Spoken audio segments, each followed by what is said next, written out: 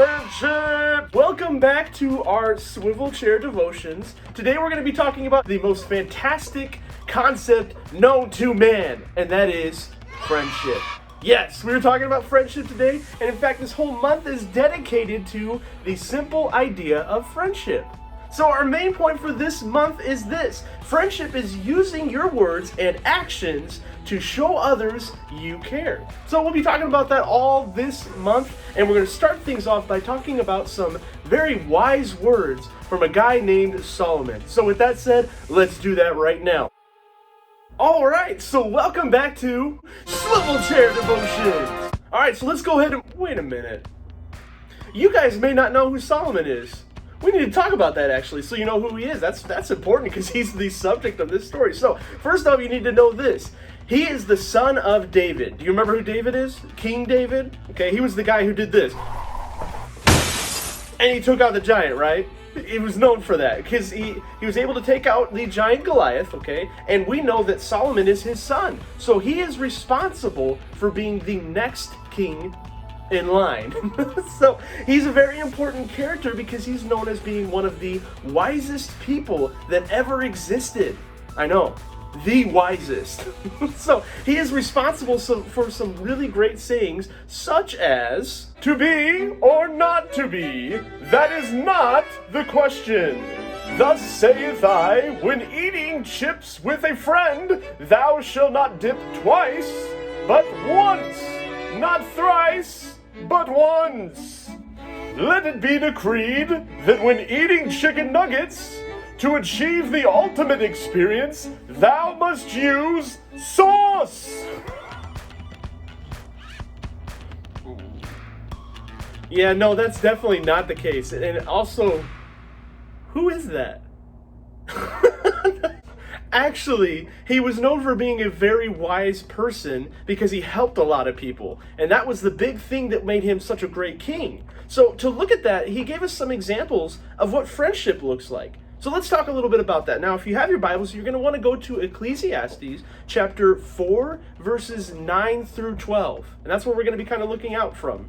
Now, here's the important thing to understand. It's strongly believed that Ecclesiastes was written by Solomon. So we're literally, quite possibly, reading his direct words to us. So let's look at verse 10. That's where we're going to start things off at. Now, here's what it says in verse 10. It says, "If either of them falls down, one can help the other up."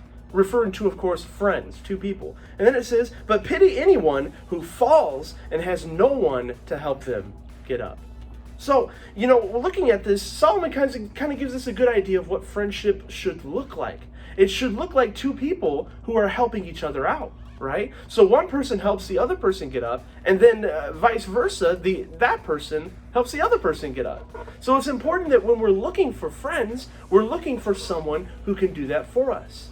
Now, it makes me think of, in the Bible, the story of David and Jonathan, which we're going to talk a lot about them next week, but let's kind of look at the tip of the iceberg, okay? So Jonathan was the son of Saul, King Saul, okay? He was meant to be the king. It was his right to be the king. Now, David comes along and God anoints him to be king, but Jonathan doesn't become angry. In fact, he helps David out, even protecting him from being killed by Saul. So we got to think of friendship like that. How can we treat people in that way so that they can treat us back the exact same way? And that kind of gives me an idea of what we're talking about today. And that's the whole idea of this lesson. Choosing our friends wisely.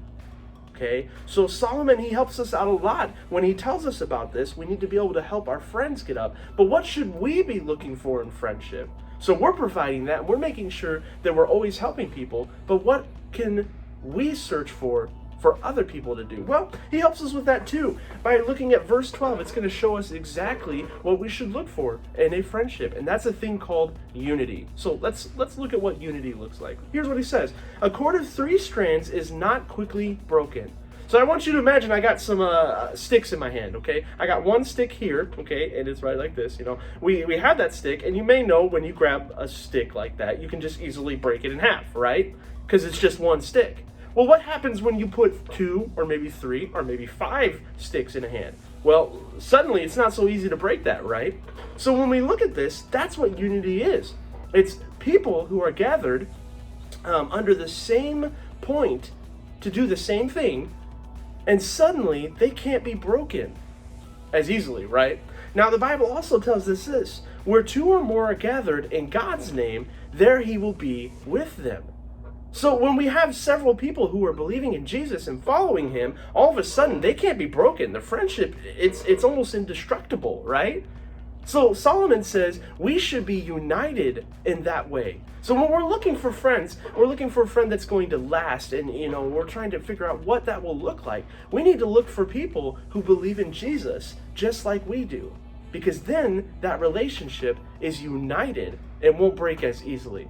So that's what I had for you guys today. But with that, it's time for... Wait!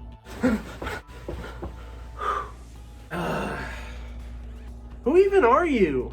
Well, I am the mailman. Okay, well then how did you even get in here? That does not matter. I am here to deliver the mail. See? Here. What just happened? And now he's gone. Anyway, mail time, I guess. Let's see what we got today. Last week was pretty good. Wonder what the theme is for today. I feel like we need to have suspenseful music. Here's your suspenseful music happening right now.